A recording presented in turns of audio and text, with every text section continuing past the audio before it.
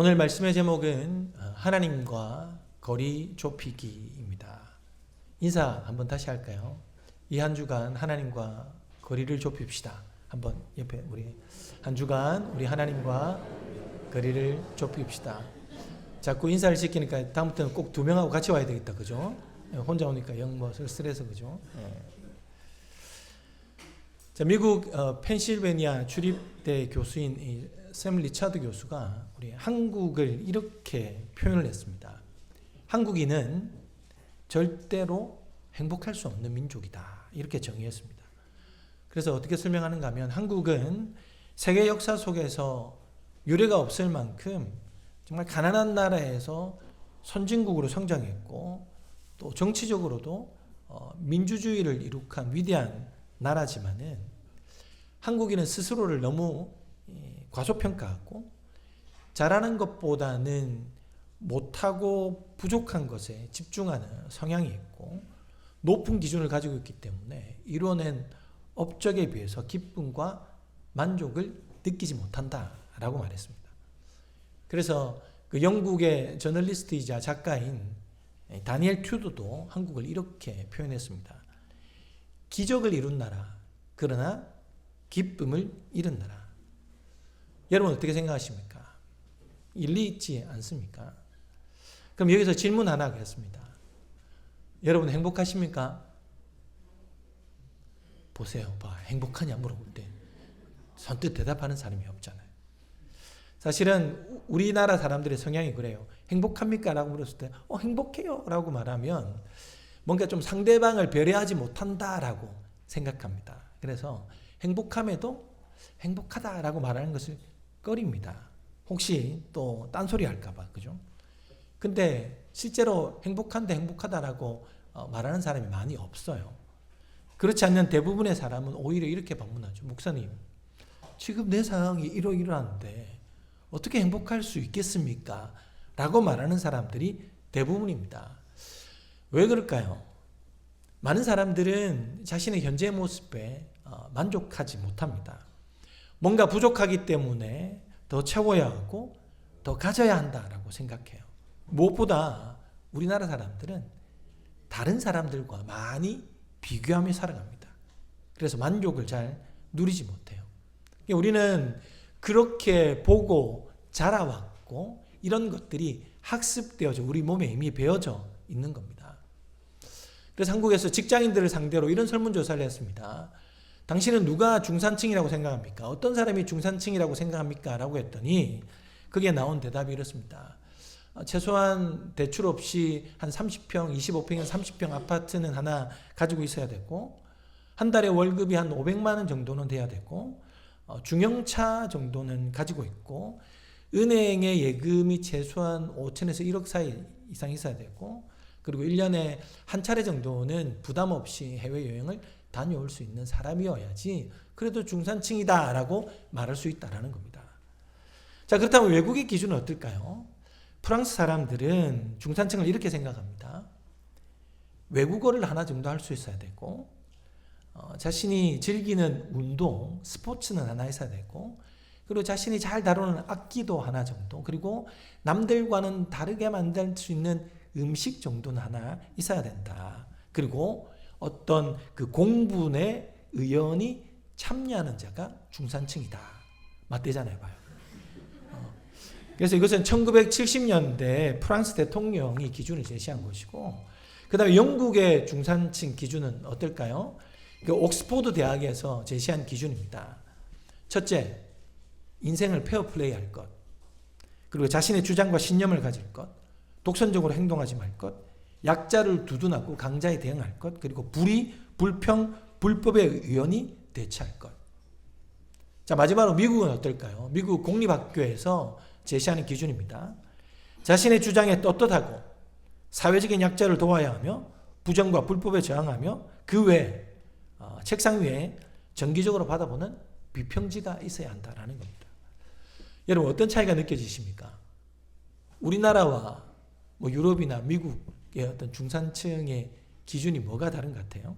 우리의 기준이 유독 눈에 보이는 물질적이고 현재적인 것에 맞춰져 있는 것 같지 않습니까? 우리는 이런 사회에서 행복도 학습되어지는 것 같아요. 그러니까 제가 볼 때는 불행을 학습하는 것 같아요. 획일화된 잘못된 행복을 추구하게 되는 겁니다. 뭔가를 가져야, 채워져야, 누구보다 많아야 행복하다라고 생각하는 거죠. 그런데 하나님도 사실 이렇게 말씀하지 않습니다. 하나님은 오늘이 우리에게 최고의 날이며 우리에게 주시는 가장 최고의 선물이다. 지난번에 한번 말씀드렸지만은 이 선물이 영어로 present가 또 다른 말로 오늘이라는 거예요. 하나님께서 우리에게 오늘을 최고의 선물로 주신 겁니다. 왜 그러냐면, 자, 우리가 믿는 하나님은 전능하신 하나님입니다. 그리고 나를 사랑하시는 분입니다. 그리고 하나님이 하시는 일은 가장 옳고 가장 선하고 의롭습니다. 하나님이 실수하지 않으십니다. 자, 그런 하나님의 손 안에 있는 오늘이라면, 그런 하나님이 우리에게 오늘을 주셨다면 이 날은 어떤 날이겠습니까? 당연히 최고의 날이 되는 겁니다. 그래서 오늘이 하나님 안에서 최고의 날이 될 수밖에 없습니다. 문제는 우리가 이 날을 최고의 날로, 행복한 날로 만들지 못하며 살아간다라는 거죠. 왜 그럴까요? 오늘 말씀은 그렇게 이야기합니다. 우리 마음이 하나님과 거리가 멀기 때문이다라는 겁니다. 우리 마음이 하나님과 너무 멀리 떨어져 있다라는 거예요. 자, 우리와 하나님 사이의 이 마음의 거리를 보여주는 성경이 바로 이사야서입니다. 이사야서는 총 66권인데 재밌는 구조를 가지고 있죠. 우리가 성경을 신약과 구약으로 나눌 때 구약 몇 권? 39, 신약 27 이렇게 우리가 외우잖아요. 이사야서도 그런 구조입니다. 39장 앞에 있는 39는 심판에 관한 말씀들, 뒤에 있는 27권은 구원에 관한 말씀들. 그래서 어떤 성경을 추약한 말씀이 이사야서다라고 해도 과언이 아닙니다. 자, 그런 이사야 전체의 주제 말씀을 하나 뽑으라면 이사야 29장 13절의 말씀을 뽑습니다. 같이 한번 읽어볼까요? 주께서 시작. 주께서 이르시되 이 백성이 입으로는 나를 가까이하며 입술로는 나를 공경하나 그들의 마음은 내게서 멀리 떠났나니 그들이 나를 경외함은 사람의 계명으로 가르침을 받았을 뿐이라. 여러분 무슨 말입니까? 입으로는 하나님을 공경하는데 실제로는 하나님과 거리가 너무 멀다라는 거예요. 마음은 멀리 떠나 있으면서도 사람이 가르치는 계명만 지키면 혹은 겉으로 드러난 율법만 행하면 하나님과 가까이 있는 것으로 착각하며 산다라는 겁니다. 하나님은 우리와 늘 함께 하시는 임마누엘 하나님으로 존재하고 계신데 우리는 그런 하나님을 바라보지도 않고 하나님께 우리의 마음도 쓰지 않고 사는 겁니다. 자, 그러므로 우리가 해야 할 일이 뭐겠습니까? 하나님과 우리 사이의 간격을 좁혀 나가야 하는 겁니다. 우리의 마음을 계속해서 하나님께 써야 하는 거예요. 더 구체적으로 말씀드리면 하나님과 우리 사이에 다른 것이 끼어들어서는 안 됩니다. 그래야 하나님과 우리 사이가 가까워지는 거죠. 그러니까 하나님과 우리 사이에는 돈도 명예도 건강도 그리고 심지어 가족이나 자녀들도 그 사이에 끼어 있으면 안 된다는 겁니다. 하나님과 가까워지는데 방해가 되는 거죠. 예를 한번 들어볼까요? 자, 여러분 우리가 이 양손을 펴고 있습니다. 하나님이 있고 우리가 있는데 하나님과 우리가 가까워져야 되잖아요. 밀착되는 관계가 가져야 되는데 이 안에 명예가 있고 돈이 있고 그리고 자녀에 대한 걱정이나 염려와 원망이나 불평이 있으면 결코 이 사이를 메울 수가 없는 거예요. 이것을 버려야만이 우리 하나님과 우리는 가까워지고 하나됨의 삶을 살아갈 수 있는 겁니다.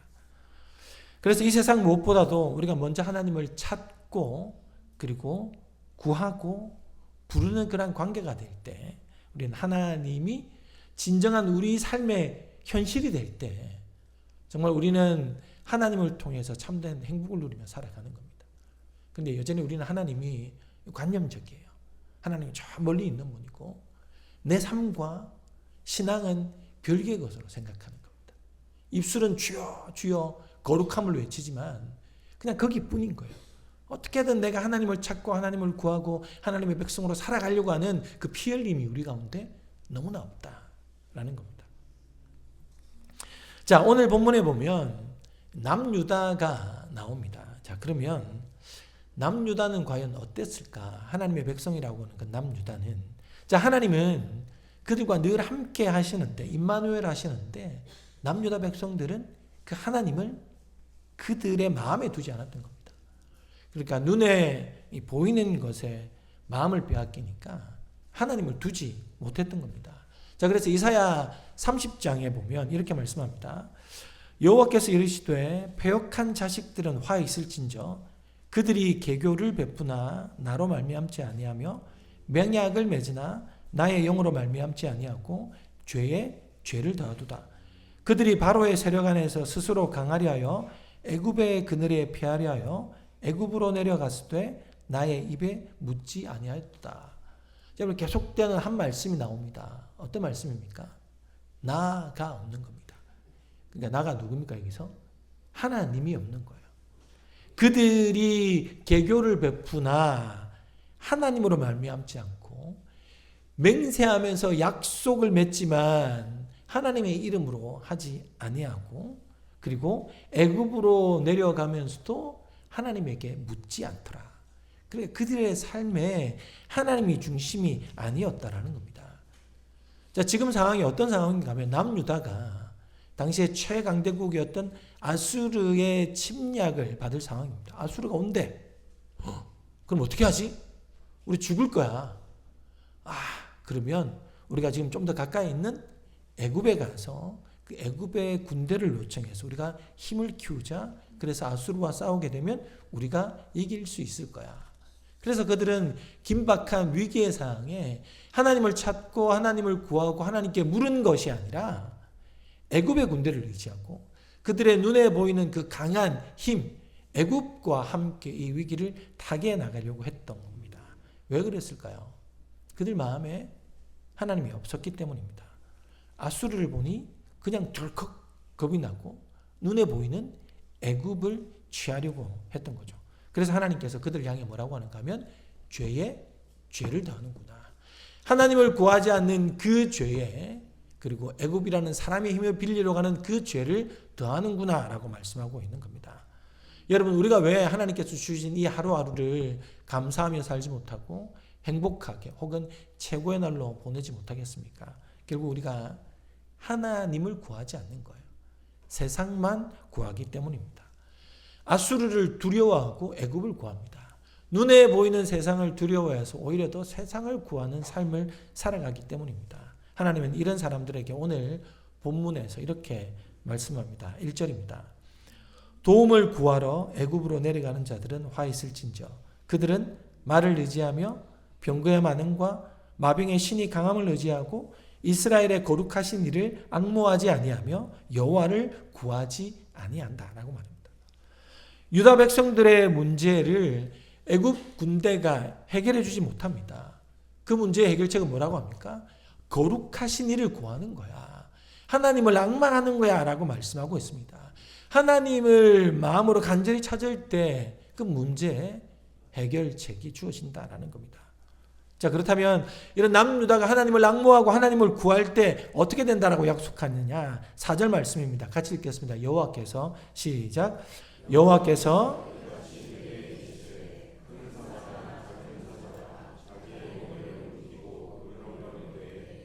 그것을 치려고 여러 목자를 불러 왔다 할지라도 그것이 그들의 소리로 말미암아 놀라지 아니할 것이요 그들의 떠들므로 말미암아 굴복하지 아니할 것이라. 이와 같이 남왕군의 여호와가 강림하여 시온산과 그 언덕에서 싸울 것이라. 도우시는 하나님을 무엇으로 비유합니까? 사자로 비유해요. 사자가 먹이를 물었어. 자, 그런데 목자들이 와서 왁 소리를 지르고 막 먹이를 빼앗으러 갈 때 사자가 겁내느냐? 두려워하지도 않는다는 겁니다. 오히려 먹이를 절대로 놓치지 않고 싸운다라는 겁니다. 우리가 하나님께 도움을 구하면 하나님께서 이 먹이를 놓치지 않는 것처럼 우리를 포기하지 않으실 거야 라고 말씀하고 있습니다. 자, 그리고 5절 말씀에도 보면 새가 날개치며 그 새끼를 보호함 같이 나 만군의 여호와가 예루살렘을 보호할 것이라. 그것을 호위하며 건지며 뛰어넘어 구원하리라 하셨느니라. 새가 자기 새끼를 보호하기 위해서 막 날개치듯이 그 새끼를 보호하고 건질 뿐만 아니라 그것을 뛰어넘어 어떻게 하십니까? 구원하리라 라고 말씀하고 있는 겁니다. 그렇기에 우리를 어떻게 해야 된다라고 말씀합니까? 6절 말씀해 보면 이스라엘 자손들아 너희는 심히 거역하던 자에게로 돌아오라. 우리가 심히 거역하던 자가 누굽니까? 하나님인 거죠. 그래서 하나님께로 돌아오라라고 말씀하고 있는 겁니다. 남유다 백성들은 애굽의 군대가 없음으로 말미암아 마음의 불안과 결핍을 느꼈지만은 하나님이 보실 때 그 마음의 결핍과 공허함과 두려움은 애굽 군대 없음 때문이 아니라 뭡니까? 하나님을 구하지 않기 때문입니다. 하나님을 찾지 않기 때문이다라는 겁니다. 그래서 하나님과의 거리가 너무 멀어 있으니까 멀리 있는 하나님이 보이지 않고 가까이 있는 세상이 보이는 겁니다. 하나님과 거리가 머니까 눈에 있는 애굽 군대, 그 애굽의 강함과 그 애굽의 무기가 눈에 들어오게 되더라라는 거예요. 우리는 어떤 것을 갈망하고 또 그것이 없으면 불행하고 그것이 있으면 행복하다라고 생각하는 세상의 가치가 있지 않습니까?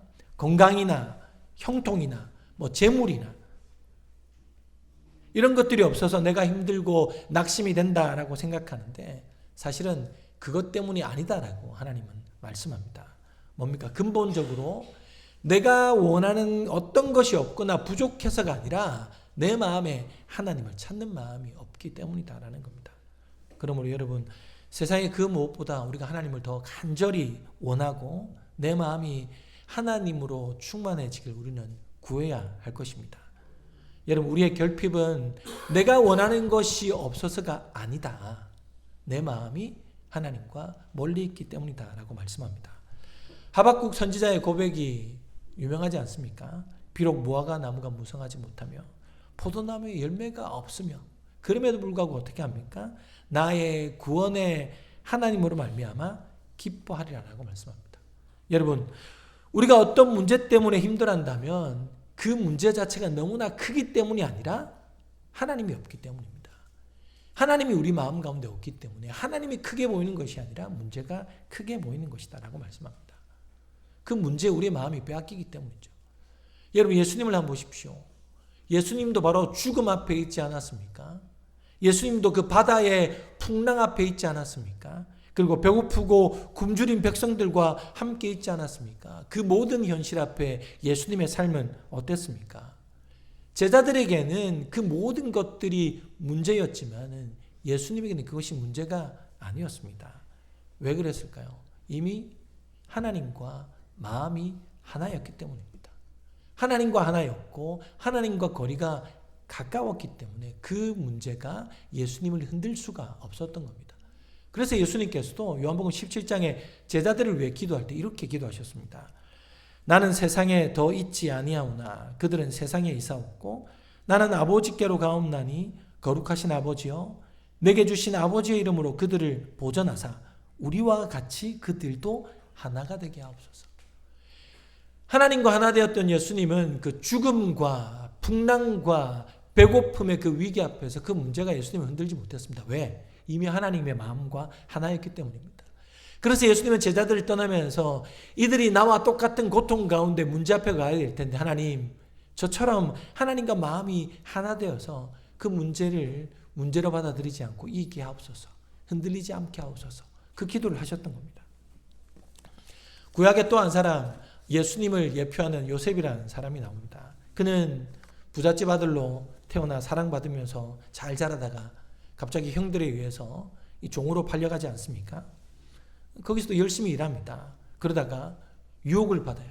그 유혹을 믿음으로 이겨내었음에도 불구하고 그는 감옥에 갇히게 됩니다. 그 감옥은 그냥 일반 죄를 지었던 사람이 가는 게 아니에요. 정치범이나 왕에게나 고위 관료들에게 죄를 지었던 한번 들어가면 죽을 때까지 거의 나오지 못하는 그런 감옥에 들어갔습니다.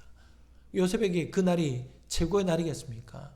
그럴 수 없었을 겁니다. 그럼에도 하나님이 요셉을 통해서 이루시려고 하는 그 커다란 계획 안에 그 사건은 반드시 있어야 했고 억울하고 힘들지만 꼭 필요한 일이었습니다. 요셉이 감옥에서 얼마나 힘들었을까요? 그래서 요셉이 정말 그 감옥에서 원망하고 불평하며 다른 사람과 비교하며 그 시간을 호송세월로 보내고 있었습니까? 그렇지 않았습니다. 그는 매일매일 주어지는 하루하루를 하나님을 생각했던 거예요. 그래서 이집트 왕자 2편이죠. 2에 보면 이집트 왕자 1은 모세고 이집트 왕자 2는 요셉 이야기입니다. 그 영화의 이제 말미에 보면 요셉이 이런 고백을 해요. 하나님, 나는 이제 왜냐고 묻기를 그쳤습니다. 이제 들려오는 새소리를 들으며 함께 노래하고 꽃향기를 맡으며 감사하고 있습니다. 감옥 창살을 통해 비치는 햇빛을 즐기고 하루하루를 감사로 채워가고 있습니다. 그러던 어느 날 감옥의 문이 열리지 않습니까? 바로가 요셉을 찾았던 거죠. 그렇습니다, 여러분. 이처럼 우리가 어떤 삶에서도 하나님을 가까이 하고 하나님을 찾고 하나님을 구하면 우린 그 고난이나 문제가 우리를 흔들지 못한다라고 성경은 약속하고 있습니다. 그런데 많은 사람들이 여전히 내가 원하는 것을 얻게 해달라고 기도하고 바라며 그것이 있어야 행복하다라고 생각하면서 오늘을 불행하게 만들며 살아갑니다. 우리가 그렇지 않습니까? 행복하려면 더 있어야 돼. 그러나 하나님을 구하고 하나님으로 충만해지면 내 상황이 지금 어떠하다 하더라도 하나님으로 인하여서 오늘을 감사의 날, 최고의 날로 보낼 수 있다라고 말씀합니다. 그러므로 여러분, 우리도 남유다와 같은 마음을 품어서는 안 됩니다. 나에게 애굽의 군대만 있다면, 나에게 저들의 강한 무기가 있다면 나는 오늘 이길 텐데, 오늘 최고의 날이 될 텐데, 지금으로 바꿔 표현하면 오늘 나에게 돈이 좀 더 많이 있고 오늘 나에게 더 건강이 있고 오늘 나에게 더 높은 명예가 있다면 오늘이 참 행복할 텐데 라고 하지만 실제로 그 삶이 행복하냐? 사실 행복하지 못합니다. 그렇게 생각한다면 최고의 권력을 가지고 그리고 최고로 많은 돈을 가진 사람들이 얼마나 행복해야 됩니까? 그러나 성경에 보면 그 모든 것들 다 가졌던 솔로몬이 뭐라고 고백합니까? 헛되고 헛되더라. 우리 인간의 본분은 하나님을 찾는 거야 라고 솔로몬이 그렇게 고백하지 않았습니까? 그렇다면 여러분, 우리가 이것을 믿는다면 우리 누군가에게도 이렇게 말할 수 있어야 되지 않습니까? 돈이 없어서 불행해하고 건강하지 못해서 원망하는 이들 앞에서 하나님만 찾고 하나님만 구하면 그것이 행복이야 라고 말할 수 있어야 되지 않습니까? 그게 믿음이지 않습니까? 우리가 하나님이 최고야. 하나님이 오늘 우리에게 최고의 날을 주신 거야. 오늘 감사하며 살아가면 오늘 우리에게 최고의 날이며 행복한 거야 라고 믿는다면 우린 그것을 누군가에게 말할 수 있어야 그것이 믿음이 아니겠습니까? 저도 설교를 준비하면서 저 자신을 돌아봅니다. 가깝게 지내는 지인이 지금 말기암입니다. 병원에서는 더 이상 치료할 수 없다라고 판명을 내렸습니다. 근데 참 아이러니하게도 병원은 지금 그 친구를 항암을 하고 있습니다. 그야말로 연명치료를 하는 거죠. 이 친구가 걱정이 되어서 매일 카톡을 보내며 안부를 묻습니다. 엊그제는 사진을 하나 보내왔더라고요. 머리가 다 빠진 여자인데 얼마나 사실은 치욕스럽습니까? 부끄럽습니까? 그런데도 저한테 사진 하나 보내요. 그러면서 이러더군요. 목사님, 저를 살리는 과정입니다. 하하하 웃으면서 이렇게 보냈는데 저도 답을 했죠. 그래, 살아야지. 어떻게든 살아야지 라고 했지만 사실 이 친구하고 뭔가 대화할 때마다 아주 조심스럽습니다. 한마디 한마디가 생각을 참 많이 하게 합니다. 그럼에도 사실 분명 해야 할 말이 있음에도 차마 말을 못합니다. 왜냐하면 너무 무성의하게 들릴까봐, 너무 무책임하게 이 친구에게 이 말이 들릴까봐 사실 말을 잘 못하고 있는데 이 말씀을 준비하면서도 마지막에 이 친구가 너무 많이 생각나더라고요. 그래서 그래, 지금 필요한 게 다른 게 아니라 오직 하나님이다. 우리가 하나님만 구하고 하나님으로 충만해야 돼. 이 메시지를 제가 보냈습니다. 그리고 이 찬양 하나도 링크를 해서 보냈더니 제가 오늘도 하나님으로 충만하길 바래 라고 했더니 바로 아멘 하고 답이 왔더라고요. 저는 몇 달 동안 사실은 이 말을 해야만 했지만은 참아 못하겠는 거예요. 기도할게 라는 말도 너무나 무책임하게 들릴 것 같고, 그래 살아야 돼 라는 것도 내가 책임질 수 없는 말이잖아. 하나님으로 충만해야 돼 라고 말해야 함에도 불구하고 정말 너무 이 친구에게는 그냥 무성하게 들릴까 봐 말을 못하겠던 거예요. 근데 이 말씀을 준비하면서 계속 마음을 주시는 거예요. 그래, 어떤 상황에서도 하나님을 구해야지. 그게 우리가 추구해야 될 인생이 아니겠느냐. 여러분, 하루하루 고통 가운데 힘들어하는 환자에게 치유가 가장 필요한 것일 수 있습니다. 매일매일 물질적 어려움으로 고통당하고 힘들어하는 그 사람에게 돈이 가장 필요한 것일 수 있습니다. 그런데 그 순간순간마다 하나님께서 우리에게 원하시는 것은 무엇일까요? 전쟁으로 인해 멸망의 순간으로 내몰리는 남유다에게 가장 필요한 것은 애굽 군대의 도움일 수 있습니다. 그러나 여러분, 그렇게 눈에 보이는 현실에 속지 말라라고 하나님 말씀하십니다. 하나님은 그러한 남유다에게 나를 찾아야 돼, 거룩하신 이를 앙모하고 나를 찾아야 돼 라고 말씀합니다. 하나님을 구하고 하나님을 찾으며 하나님으로 말미암아 살아가라라고 말씀합니다. 여러분, 우리도 그래야 되지 않겠습니까? 우리가 행복하지 못한 이유, 우리가 오늘을 감사하며 살지 못하는 이유, 오늘을 최고의 날로 여기며 살지 못하는 이유, 바로 하나님이 없기 때문입니다. 우리의 마음이 하나님과 너무 멀리 있기 때문이에요. 이제 그 간격을 좁혀야 되지 않겠습니까? 그러기 위해 여러분, 오늘 우리 마음 다해 우리 하나님과 우리의 사이에 있는 그 이물질을 우리가 빼버려야 됩니다. 그리고 우리 하나님과 가까워져야 될 것입니다. 그래서 요셉처럼, 예수님처럼 하나님과의 거리가 밀착되고 하나 되는 우리의 삶이 되기를 주님의 이름으로 축원합니다.